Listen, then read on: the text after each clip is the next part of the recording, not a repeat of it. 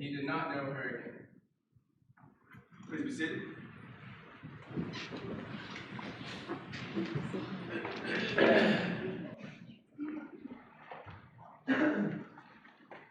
Morning. Morning. Appreciate everyone being here, especially our visitors. And hopefully you've been given a card that you can fill out and share that with one of the men of the congregation. Just hand it to someone. You hand it to me for sure. And it'll end up in my hands anyways. Appreciate everyone being here. I hope that you've been encouraged by the worship thus far. I just wanted to mention about the young folks sitting up here at the front. I haven't mentioned them in a while, and so it's very, very encouraging to see these, the next generation, you might say, coming up along.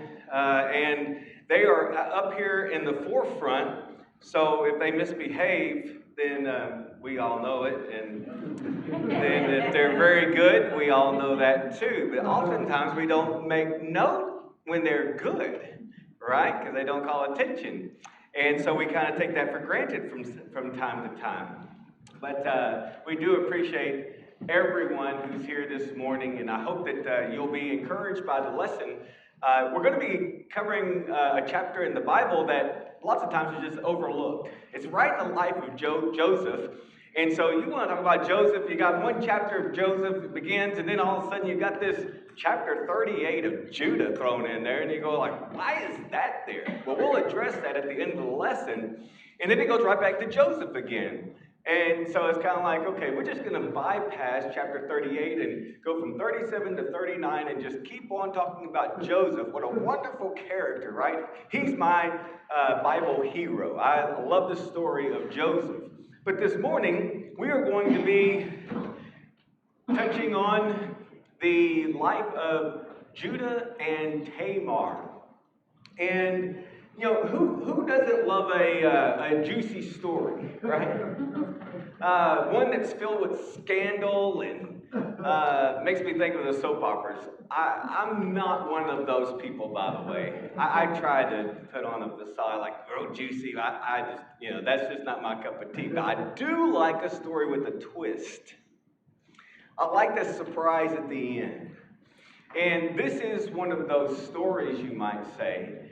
And so there is deception, there is not keeping the covenant, and so on. Well, first of all, identify the characters. And that is going to be Judah. He's the fourth son of Jacob and Leah, so the last son of Leah. There's Hira, who is Judah's friend. There's Shua, who is Judah's wife that passes away. That's really about, we know that she's a Canaanite. We'll talk about that here in just a moment, and then she dies at some time. His sons are three. That is Onan, and Shelah. I know some say Shayla. Either way, it sounds feminine to me. But Tamar is Judah's daughter-in-law that you would say would be married to for sure, and Onan just as default. And then there's Perez and Zerah, the twin sons born to, you know, let the cat out of the bag, Judah and Tamar in the end.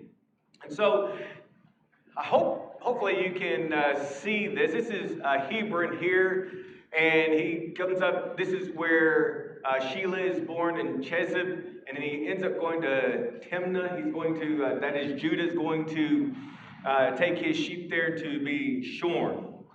So if you will follow along with me, we're going to walk all the way through this context, but we'll do it quite quickly. In verses 1 through 10 of Genesis chapter 38, it came to pass at that time that Judah departed from his brothers and visited a certain Adullamite whose name was Hira.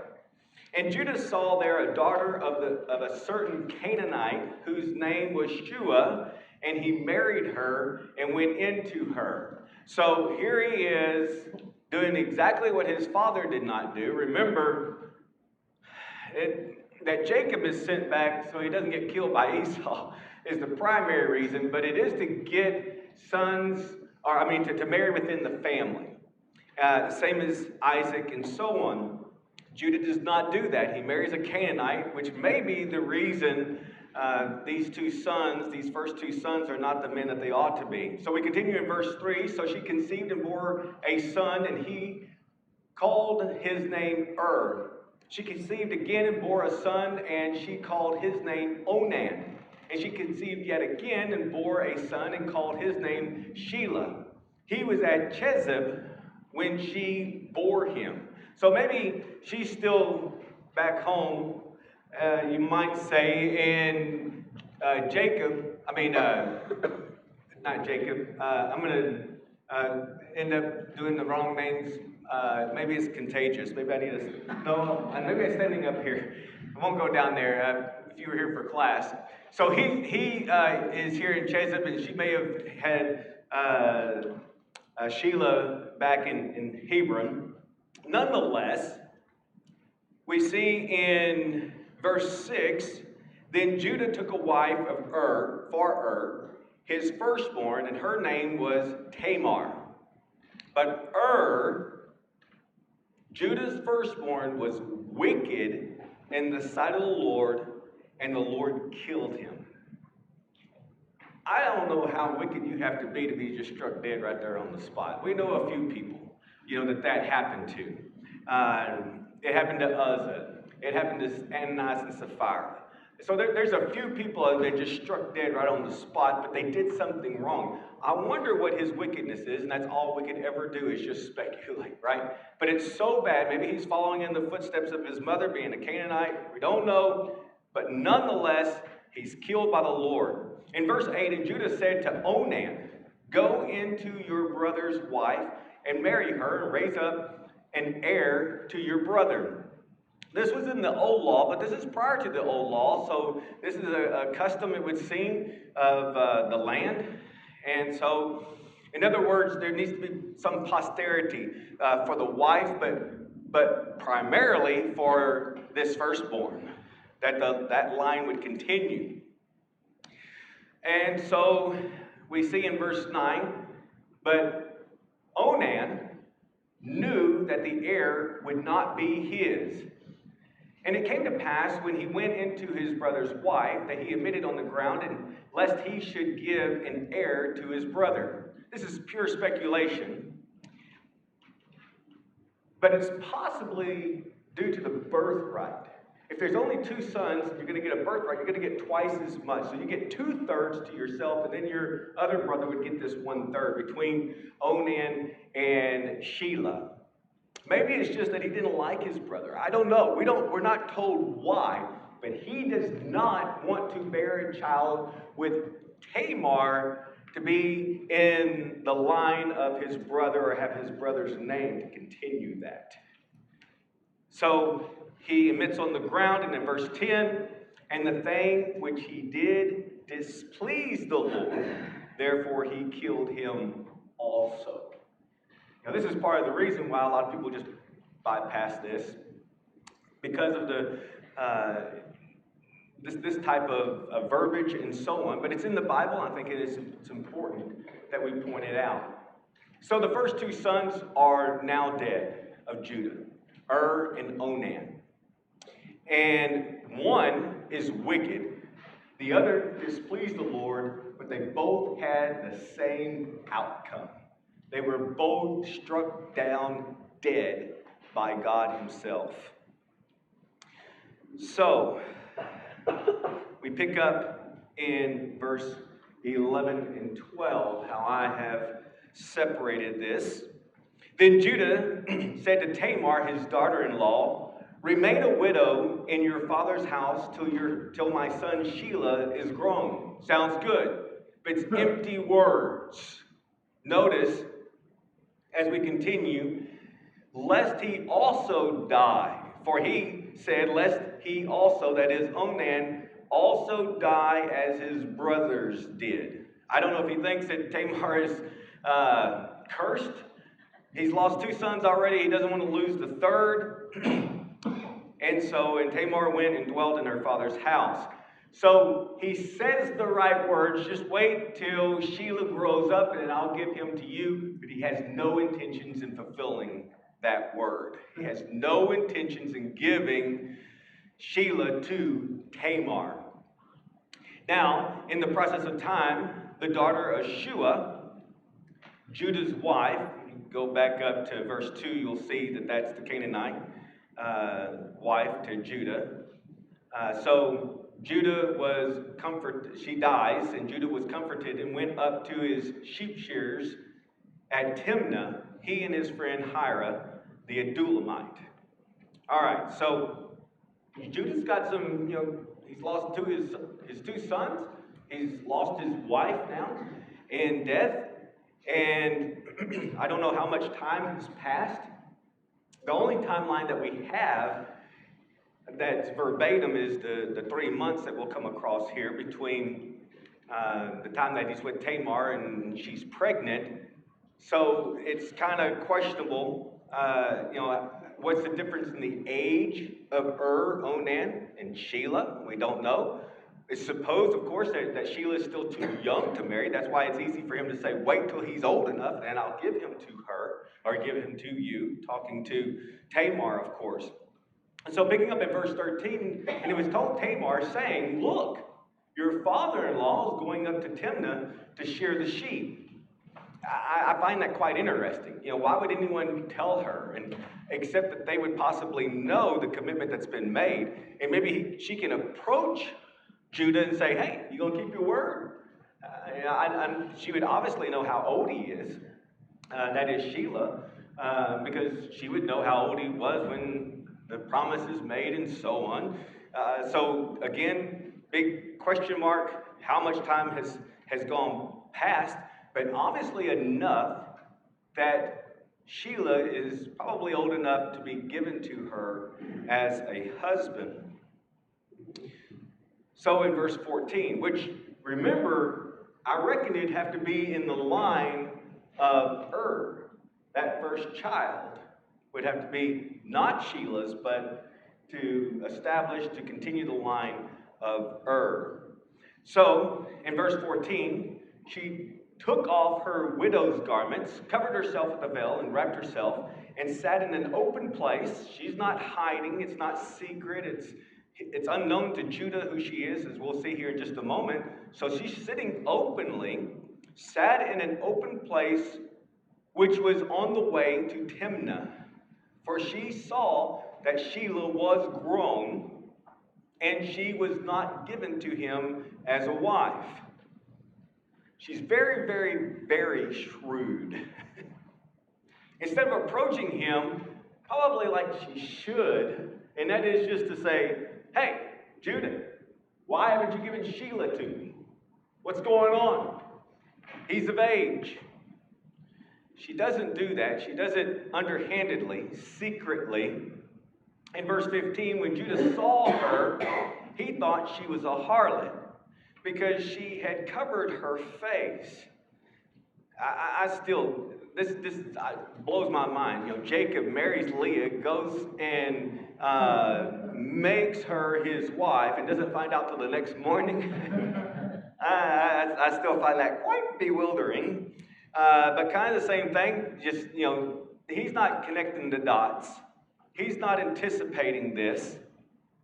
So he turned in to her by the way and said, please let me come in to you. For he did not know that she was his daughter-in-law. She's committing incest. She knows. Judah does not justify his actions. He still should not be going into a prostitute. We'll see that lest we be ashamed, I think goes in verse 23, has something to do with that. But nonetheless, we could say along these lines, this is not going to be my conclusion. Do we ever misbehave when we think no one can see? When no one's watching? When we're in a different town, we're in a different location, we're in different surroundings in general? Here's Judah. His flesh has got the best of him. He's going to seek out someone. This would also probably, when you go and look at the commentators and so on, have something to do with Canaanite worship. There was male prostitutes and female prostitutes. So this is, for the person, it could be part of their religion, if you will, that they're fulfilling, even though, Judah should be a follower of God, and God alone. So there's a lot of nuances that could be going on here that we're not specifically shared. So he turns into her, he petitions her. We see at the ending of verse 16, so she said, "What will you give me that you may come into me?" And he said, "I will send you a young goat from the flock." So that's going to be the payment. And she said, "Will you give me a pledge till you send it? Your word is good, but I need something a little bit more than just your word." Now, what he gives is very, very significant. Then he said,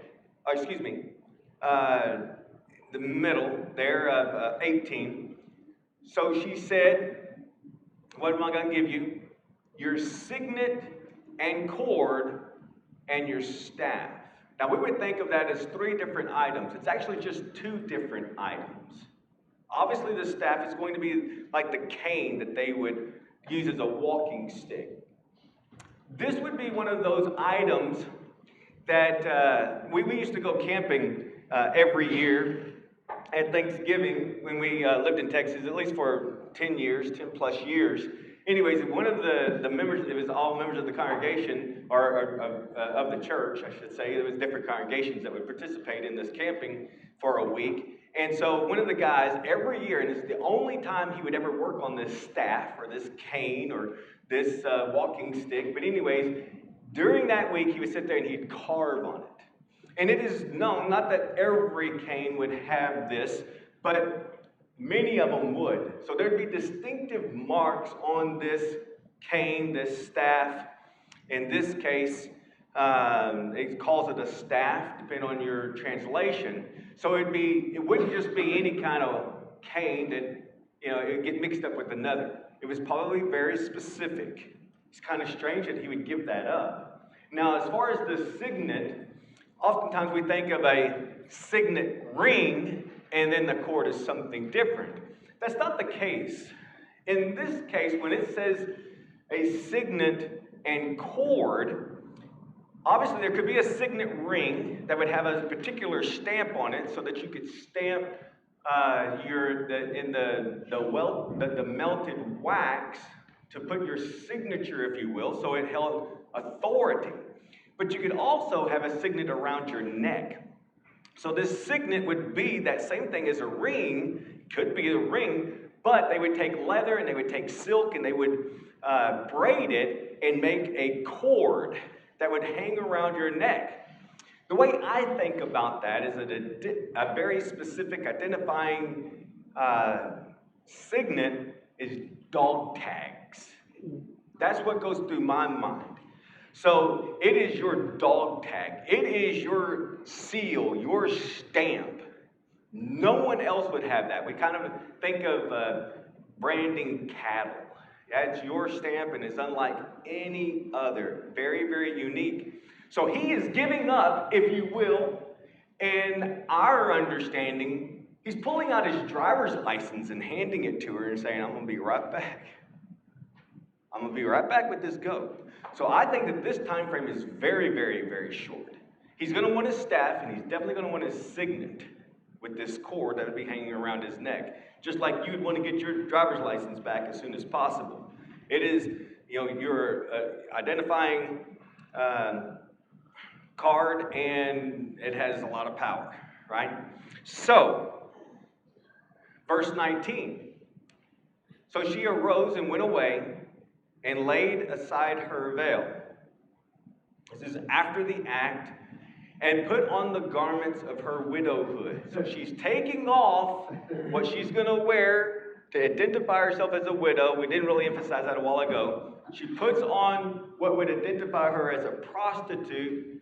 Jacob has now, Judah has now identified her, singled her out, propositioned her, asked for it. "What are you going to give me? I'll give you a goat."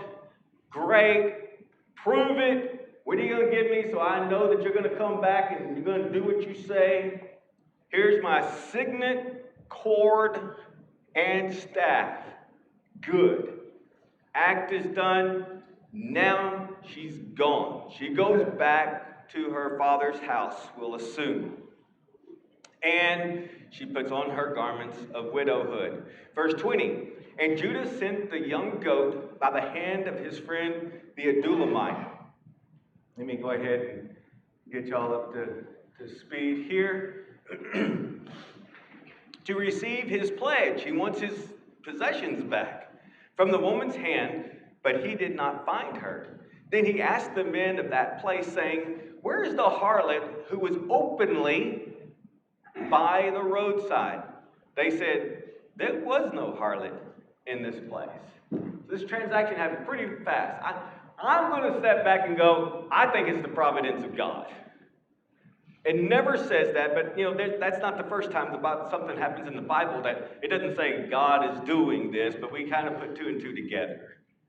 So I believe that God's a part of pulling this together, even though there's an act of sins involved.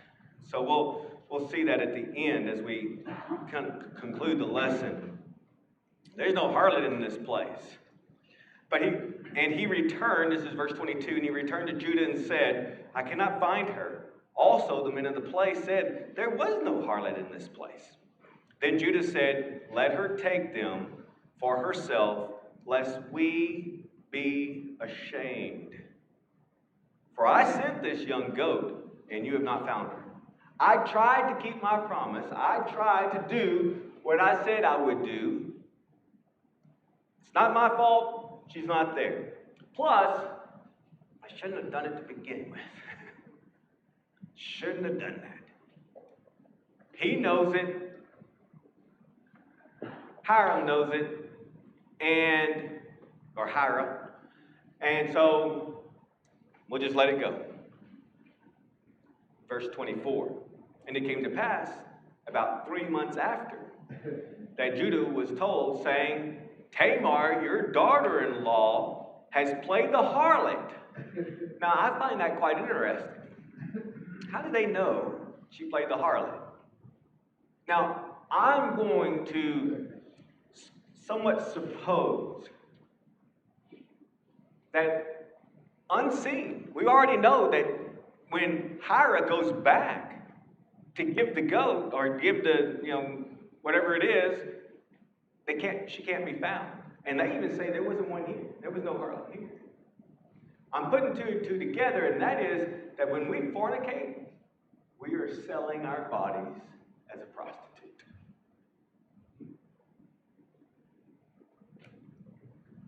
Whether we get anything monetarily for it or not, we're prostituting ourselves. That's what Tamar did. That's what she's guilty of. But as you read the narrative, no one knows anything about Tamar doing that. But now, there's someone telling on her. I don't know that she's trying to hide it. I don't know that she knows the significance of her being pregnant by Judah. I don't know. But if you're going to go and fornicate, you're selling your body as a prostitute. It's my conclusion in this portion of God's word. So she is with child by harlotry. Remember how back 30 plus years ago we would say out of wedlock? You never hear about that. That was taboo. Someone's got child out of wedlock. So Judah said, into verse 24, bring her out and let her be burned. I don't know how he said it. I bet he didn't say it very softly. He's probably a little upset. What? Now, he's supposed to be saving Sheila for Tamar, but he's not keeping his promise, and he never intended to keep his promise. But boy, how he can point the finger. Another thing is that this is, again, prior to the old law, so we can't look at the old law per se for the judgment on this in this circumstance, but under the old law, you'd be stoned. To be burned with fire was a little bit more degrading. It was Uh, it's kind of like the guy was shot once or the guy was shot 6 times. And they'll say, that was a fit of rage. This over here could have been self-defense, but there was no animosity. But over here, when you get shot 6 times right there while you're lying in the same place, there's some anger issues on the one who killed you. So saying, let her be burned, is words of wrath on Judah's part. She has played the harlot. How dare her? She is supposed to keep herself pure for my son Shelah. Verse 25. When she was brought out, she sent to her father-in-law, saying, by the man, I have no idea, right? See, she can definitely play this whole situation. By the man to whom these belong, I am with child. And she said, please determine whose these are, the signet and cord and staff. Now there's no question, absolutely no question. Just like if you were to say, hey, I got you this, the dog tags or driver's license. Who is this? I don't know who this is. What do y'all say? There was no doubt whose these items belonged to. And so we see Judah's very admirable response.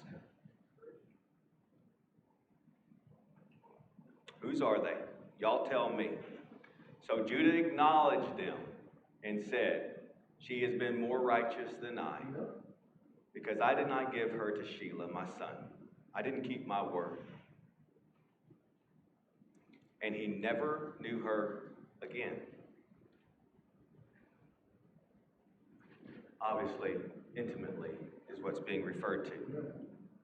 Now it came to pass at the time for giving birth that, behold, twins were in her womb.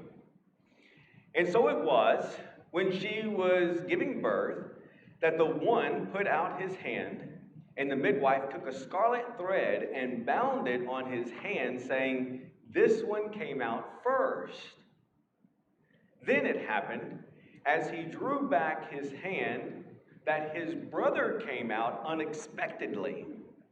And she said, how did you break through? This breach be upon you. Therefore his name was called Perez. Afterward his brother came out, who had the scarlet thread on his hand, and his name was called Zerah. There's a lot of things that we could say about this story in addition to what I have said. But in conclusion, what I'd like to note is how quickly being removed from some sin, unrepentant, in other words, until he's found out, and even just right before he's found out, he's ready to kill the one that's just as guilty as he in this act of fornication or adultery. How quickly are we to condemn others? And the old saying is, you point the finger, you got 3 pointing back at you. How easy is it to blame the other person even when we may be more guilty than they? Jesus talks about getting the beam out of your eye before you get the splinter out of someone else's eye. Judah, in a way, caused, pushed, and incited Tamar to go to such lengths to fulfill his word and the customs of the day when he would not. Again, I don't know how much Tamar realizes the end result of her actions.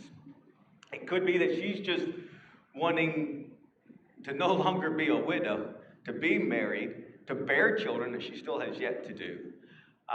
Or is there a sense of revenge to get back at Judah, since he is the target, if you will? Our sin may find us out in the most humiliating ways. This is very public, in which this is brought to his attention and he's calling her to be burned. And then she very discreetly, very quietly, in my mind, says, okay, wait a minute. This is the guy. Y'all know who?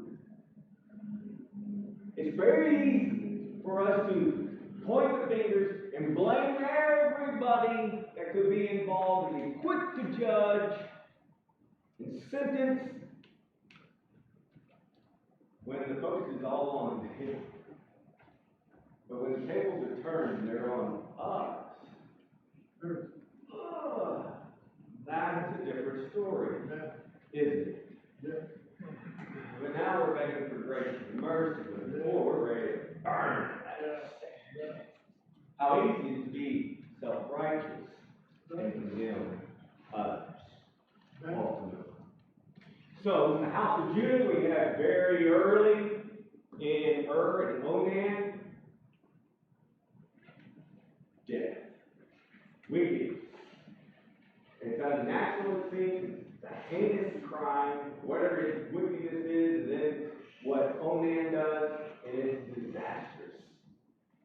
The sin of Tamar, her impatience, possibly, or her unbelief that it's going to be fulfilled, which is she's correct. He had no reason. And so Judah deceives her. The temptation is too much for him to resist.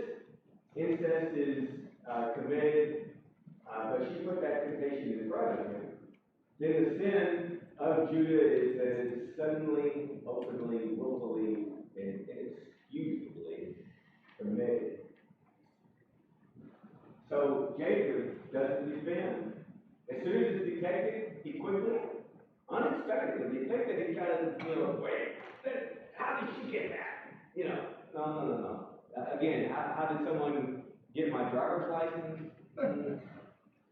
Either I gave it to them or they stole it, but he's not going to accuse her of that. So he completely, publicly says she is more righteous than him.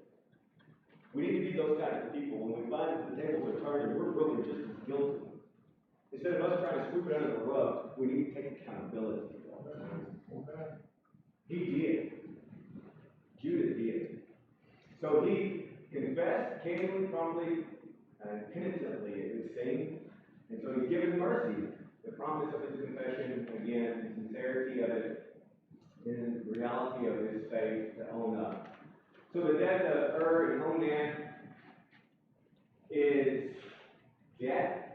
As the consequence, Judah receives grace. He's guilty too. He's not innocent in this at all. But he gets grace. God worked through Judah to bring the Messiah. Turn over to Matthew chapter 1. We'll look at this very quickly.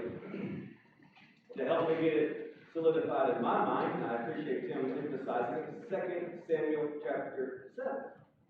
Right? So we pick up just in the lineage of Jesus. And to be specific, we'll notice here she is. Verse 3, Judah begot Perez and Zerah by Tamar. Perez begot Hezron. And Hezron begot Ram. You end up in verse 6, David, the king, begot Solomon. And ultimately, of course, verse 16, Jacob begot Joseph, the husband of Mary, of whom was born Jesus, who is called Christ. So Judah is a changed man. You look in Genesis chapter 37, verses 24 to 26. He's the one who says, let's just sell Joseph. He is our brother. Let's just go ahead and sell him instead of killing him. And then we see in chapter 44, verse 33 and 34, Judah is the one who steps up and is willing to give his own posterity, his own sons. If he doesn't bring Benjamin back, is the big picture. And in protection, if you will, of Benjamin. And so he's ready to sell Joseph, and he might as well be dead. And he's going to protect Benjamin because he's a changed man, changed attitude. And so it is the story of every Christian. Turn over to 2 Corinthians chapter 4, and we'll end with this. The 2 Corinthians chapter 4, the significance for us Therefore, since, verse 1, 2 Corinthians chapter 4, verse 1, therefore, since we have this ministry, as we have received mercy, we do not lose heart. We've shown mercy, or we've been shown mercy, we need to show mercy. So we have renounced the hidden things of shame. Remember what Judas says to his friend Hiram? Let's not make a big deal about this.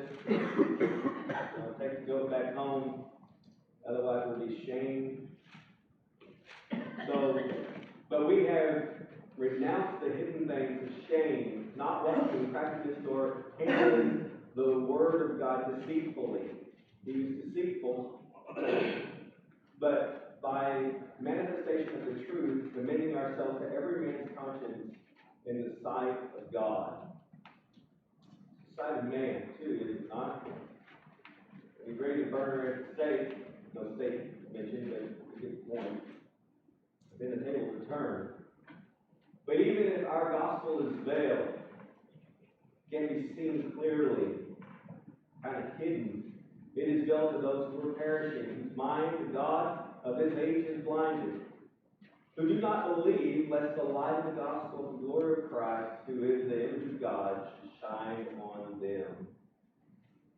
For we do not preach ourselves, but Christ Jesus the Lord, and ourselves your servants for Jesus' sake. It's not about us. It's all about Jesus.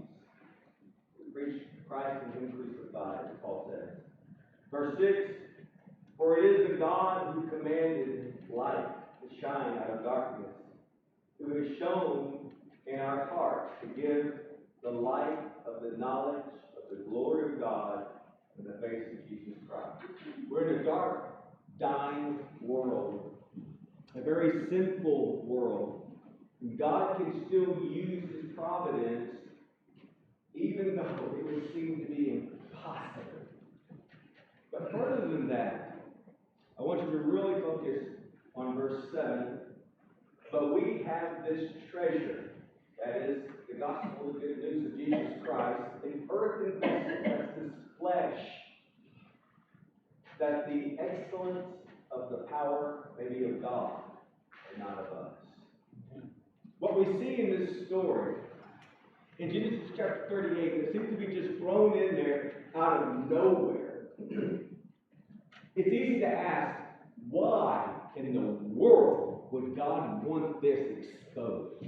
Why would He put this in there? It is to tell us, it's to tell the world that He can use even bad situations, even the sin of others, to bring about His good will, to bring about His intentions, and that is to bring the Messiah through a line that was determined.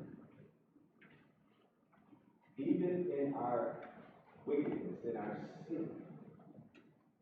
This sounds kind of weird. God can still use us, but the idea is that we're broken vessels that He can still utilize for His purpose. That doesn't mean stay broken. It doesn't mean don't be mended and whole by the blood of the Lamb. It's saying that it's amazing that God can still bring about His purpose in spite of how bad we are. That's the story of Judah and Tamar. God can still bring about the Messiah, Savior of the world, out of bad circumstances. And guess what? Every one of us has been bad. The other side of that is owning up. Judah didn't justify himself, didn't try to sweep it under the rug. He didn't say, wait a minute. He says, almost immediately it was said, she is more righteous than me. All right. How could that be? The patriarch is saying she's more righteous than me. He didn't keep his word. He didn't do what he was supposed to do. And Tamar had to go to an extreme length to get him to do what he was supposed to do. He didn't do it ultimately by by saying, okay, here's Sheila, but she got the seed. We could say the seed of Abraham. The promise of the world, or the promise of God to the world, the Messiah. You can give your life. Your life may be broken today, it can be mended whole. You can say, God is more righteous than me, and I'm going to serve God. It is Christ whom we preach. What a wonderful Savior to serve. We want you to serve Him too. The saving of your soul. We can help you